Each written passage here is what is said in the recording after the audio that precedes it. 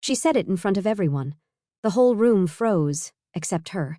She kept her manicured hands clasped, like she was praying for my downfall. "You're an unqualified idiot," she declared. It wasn't loud. That's what made it worse.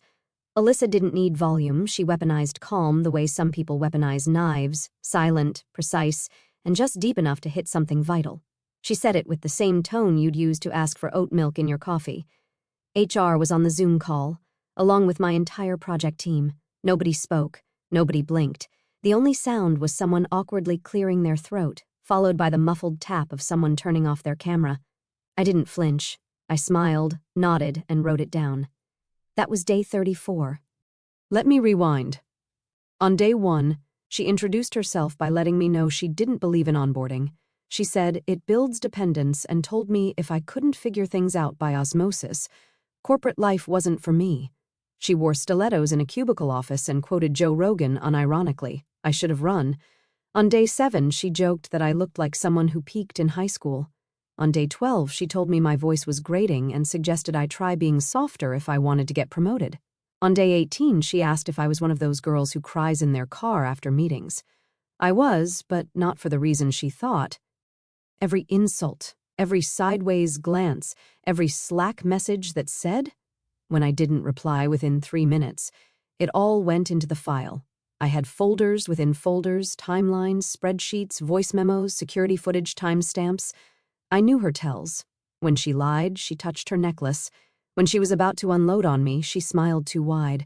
It was like watching a bomb grin. The real shift happened on day 25. She sent me a Uber Eats code to cheer me up after a rough meeting where she blamed me for a budgeting error she made. I didn't think much of it until I opened the receipt. 1 Greek salad, 3 sides of pickles, no dressing, and under special instructions, she wrote, "Extra pickles. No remorse. Who the hell writes that on a salad?" It was either a power move or a cry for help. I screenshot it anyway. That same night, I found something else. Her old Instagram, buried under a maiden name and a cascade of filters that looked like Lisa Frank got bored in Photoshop. A photo from 2 years ago showed her on a boat with the CFO, his hand on her leg. Her caption read, "Sometimes the best promotions start in the middle of the ocean. #NoH route here." And just like that, the stakes changed. I wasn't dealing with a petty bully, I was dealing with someone who didn't think the rules applied to her. The way her face looked when she walked into HR and saw my file open on the desk, well, let's just say we were finally playing my game now. Day 35 started like any other slow-burn horror film, fluorescent lights buzzing, coffee machines spitting out burnt regret. Alyssa was already in the office, sitting at my desk, not hers, mine. "Don't worry," she said, not looking up from her phone. "I just needed better lighting for my Zoom. Yours faces east. That wasn't the reason. I knew it. She wanted to mark territory, alpha dog the room, remind me she could replace me. Physically, professionally, and psychologically. Any damn time she pleased. But I didn't react. I just walked to her desk and sat down. It smelled like vanilla vape and wasted potential. The rest of the day, she ignored me on purpose. Passive-aggressive silence is Alyssa's way of laying landmines. The moment you think it's safe, boom, she accuses you of withholding information or deliberately sabotaging the team by not looping her in, and sure enough, at 4:12 p.m., boom. She stormed into the common area mid-call, slammed a folder on the counter, and said, loud enough for Brenda in finance to hear because that woman has bionic gossip ears, "Did you choose to leave me off that thread, or are you just incapable of basic logic?" Everyone stopped pretending to work. My hands didn't shake. I'd been waiting for this exact cue. This is where her downfall accelerated, because I'd already emailed that thread to myself, CCing HR, timestamped. She was never on the original email. She deleted it herself from the shared drive 2 days ago. I had screen recordings, but I didn't argue. I just tilted my head and said, "That's odd. I can resend it if you'd like." She stared. The stare people give when they feel control slipping but can't quite figure out what they're holding wrong. On day 36, she went for blood. She pulled me into a meeting room with frosted glass and whispered, like the CIA was watching, "I don't think you're emotionally stable for this environment. I've noticed crying, mood swings, disengagement. You might want to talk to someone." That's what we call laying the groundwork. She wanted me to crack, to get defensive, to say something she could twist into hostile behavior for HR. But she was 3 moves behind. I'd already talked to someone, the junior dev she called cute but useless in front of his peers, the admin assistant she made cry because she breathed too loud, the IT guy she called autistic when he fixed her laptop and didn't smile enough, and the intern, oh God, the intern, who quit without even picking up his final paycheck. All of them sent me statements, dates, screenshots. They weren't just witnesses, they were part of the foundation I'd been building under her stilettos. But the most satisfying brick came on day 37. Alyssa had a standing Thursday touch base with the VP. Normally, she'd use it to snitch on anyone who looked at her the wrong way. But this time, she didn't show up because someone, can't imagine who, mailed the VP anonymously a lovely audio compilation titled Alyssa's Coaching Moments, Fall 1. It contained 5 separate clips of her calling me an idiot, suggesting the CFO likes dumb women, and that HR only cares when someone sues. The VP didn't respond to the email, but he did call HR, and HR requested a meeting with me. Alyssa didn't know that yet, but she would, very, very soon. On day 38, she came in late, first time in weeks. No makeup, just oversized sunglasses and that twitchy jaw clench she does when she's scrambling to read the room before the room reads her. She walked right past me without a word. That's how I knew something had cracked. Somewhere between the audio files and the email receipts, the illusion of her invincibility had taken a hit. But she wasn't unraveling yet. No, Alyssa is the type to go full psycho Barbie before surrendering. And right on cue, at 11:17 a.m., she requested a quick sync on the calendar. No title, no agenda, just 2 words, quick sync. I walked into conference room B. She was already there, standing arms crossed, like she was about to interrogate a terrorist suspect, not the marketing analyst she'd been slowly trying to erase from the org chart. "You're sabotaging me," she said flatly. "No hello, no I'm sorry, don't play dumb. I think I don't notice your little quiet rebellion? Your Slack history is clean, your desk is pristine, you've been CCing HR on everything. You're trying to set me up." I blinked. "You think I'm weaponizing professionalism?" She slammed her hand on the table. "Don't gaslight me. Projection's a hell of a drug." She stepped closer, lowering her voice like she thought the walls weren't listening. "I don't care what you think you're doing. This company knows who brings value. I built this team. No one's questioning that." I said, voice even, calm, like I hadn't already submitted my final HR document, a fully indexed, time-stamped, 42-page PDF titled Behavioral Patterns of Manager Monroe. "Oh, honey," she sneered, "you're cute when you pretend to matter." Then she left, just like that, walked out like she'd scored a touchdown. But here's the part she didn't know. While she was busy trying to crack me in private, HR had quietly moved my file, not to the usual employee conduct folder. No, they printed it, put it in a manila envelope, and left it on their desk, right in the line of sight of anyone walking into the HR office. I didn't ask for that. They wanted her to see it, and she did. On day 39, Alyssa strutted into HR like she owned the building. I watched from the other side of the glass wall, pretending to refill my mug. She walked in mid-rant, gesturing, hair swishing, mouth moving at 200 RPM, and then she stopped cold. Eyes dropped, jaw twitched. Right there on the desk, my file, open, thick, color-coded tabs, photos, transcripts, her Slack handle in bold font, her name in quotes. She reached for it, like it was a bomb she thought she could defuse. Then she read the tab sticking out, pattern 3, verbal hostility in group settings. Her face went pale. The VP stepped into the room, closed the door behind him, and I sipped my coffee like it was champagne. Day 40.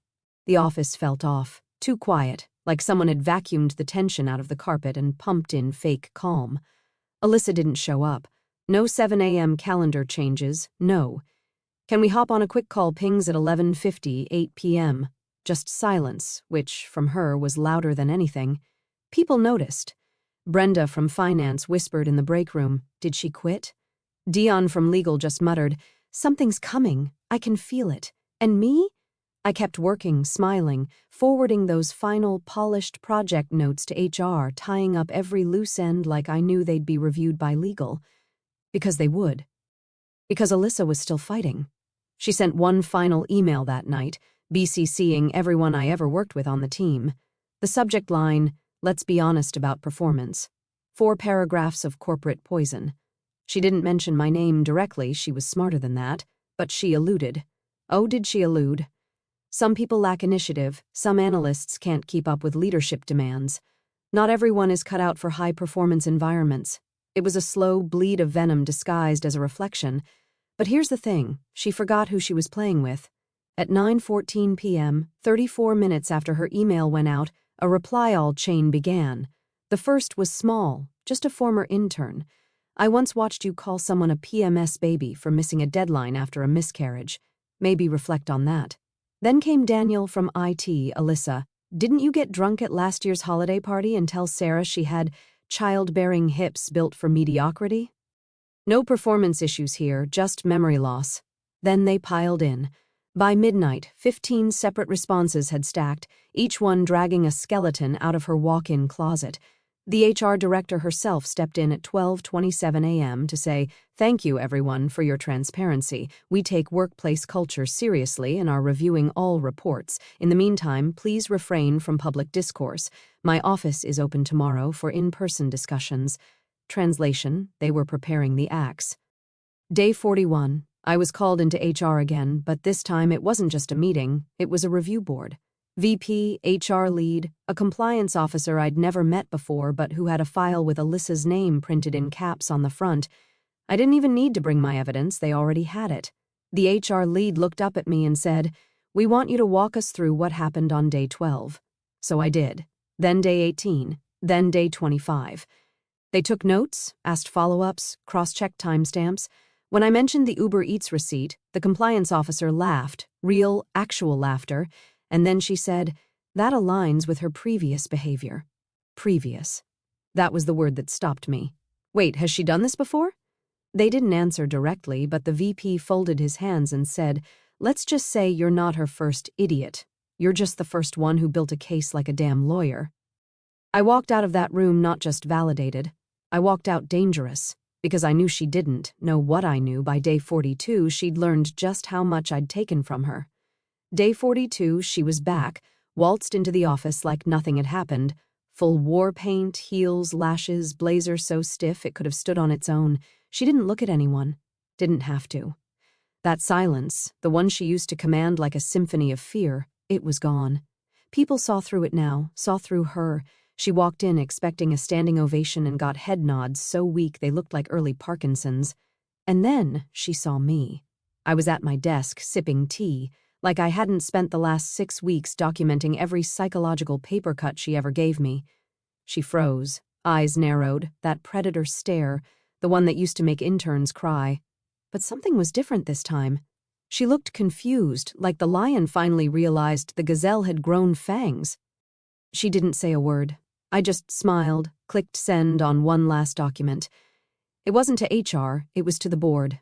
A little gem called Operational Instability Due to Managerial Misconduct, a report that tied her abuse not just to people but to numbers, lost productivity, team turnover, delayed deadlines. Anonymous quotes from 2 contractors who refused to renew until that woman was gone. And graphs, oh God, the graphs. Everyone listens when you bring data, especially in an org where PowerPoint has more power than prayer. 5 minutes later, her Outlook pinged. I watched her open it, watched her face morph, calm to puzzled to panic. She stood up, turned toward HR like she was about to demand a meeting, and that's when he entered the building. Greg Thomas, Director of Corporate Compliance, wears the same tan trench coat year-round, like a cartoon detective. He never visits our floor. Until today. He didn't even stop at reception, just walked straight to her desk and said, with the calm of a man who had already seen the security footage, "Miss Monroe, please bring your laptop and follow me." Her lips parted, nothing came out. People looked up. The room watched. Not a single monitor flickered, not a single email got typed. "Now," Greg added, when she didn't move. She stood, slow, mechanical, took her laptop like it weighed 100 pounds, walked behind him, disappeared into the elevator. The door closed with a silence that sounded like judgment. 2 hours later, an IT guy with a sticky note beard showed up at her desk, started boxing things up. He didn't say much, just asked if we'd seen her personal mouse. Someone pointed to her drawer.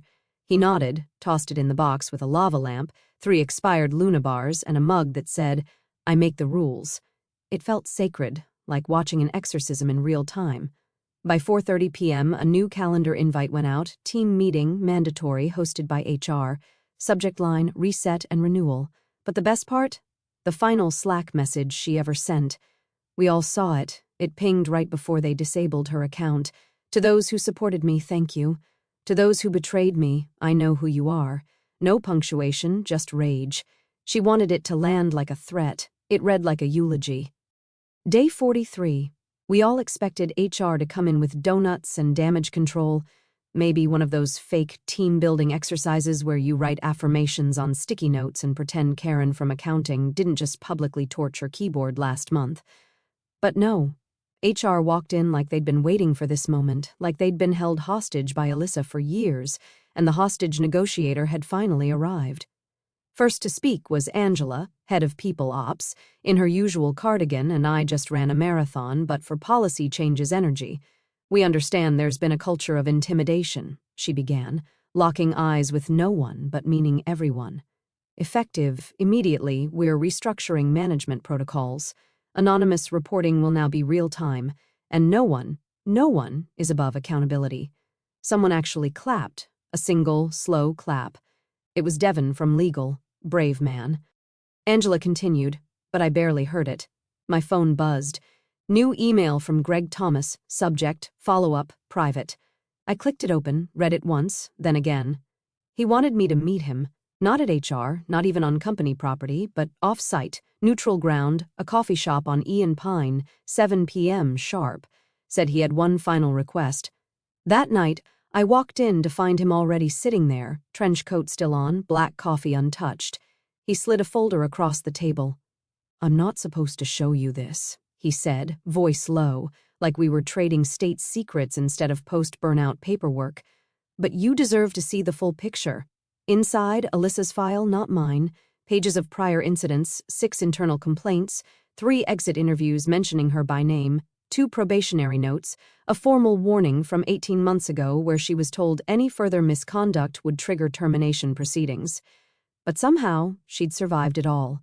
Until me. Until Operation Peach Pit. And tucked in the back, a letter, written by Alyssa, addressed to the board, dated yesterday. A pathetic attempt at framing me for a coordinated defamation campaign.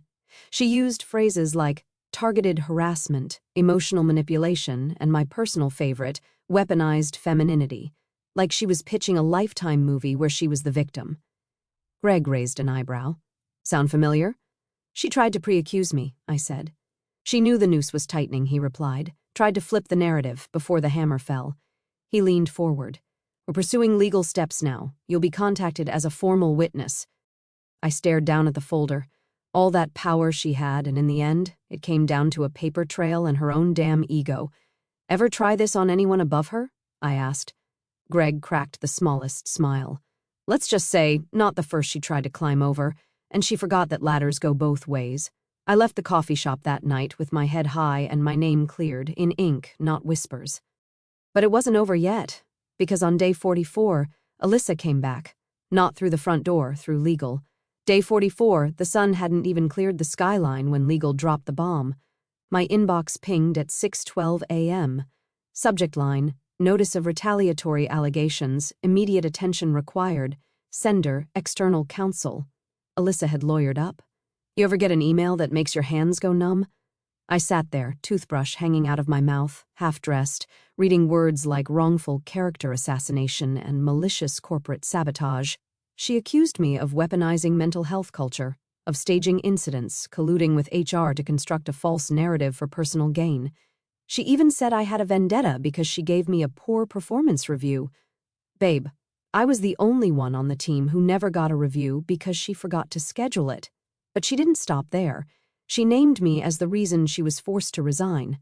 Spoiler, she didn't resign. She was walked out like an uninvited stripper at a church funeral. Still, legal had to follow protocol, internal investigation, freeze on all external comms.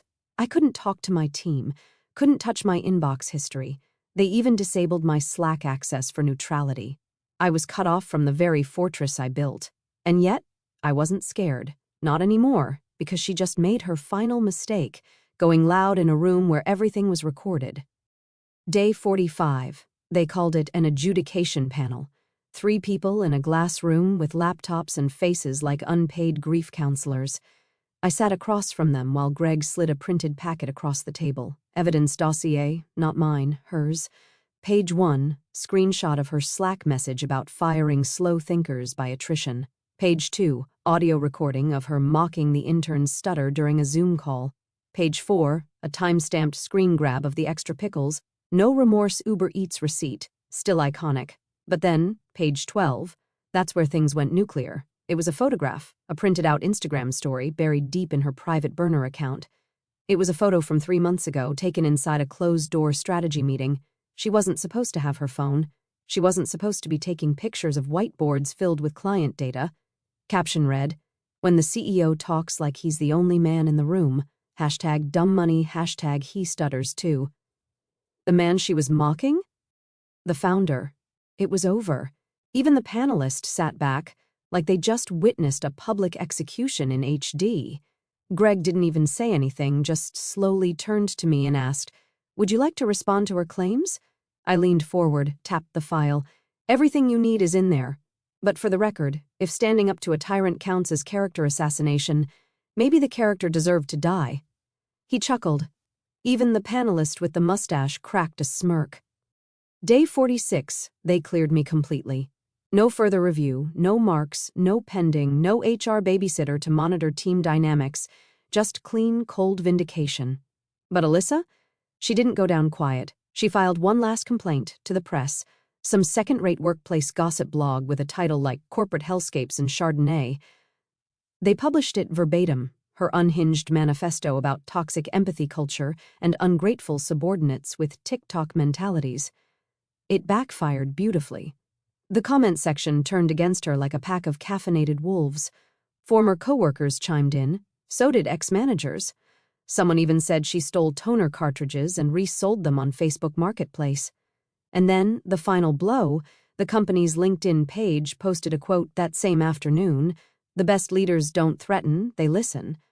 Underneath, a photo of me, mid-laugh, during last quarter's all hands. No name, no tag, just me. And everyone knew. Day 47. I walked into the office with a coffee in one hand and a quiet storm in my chest.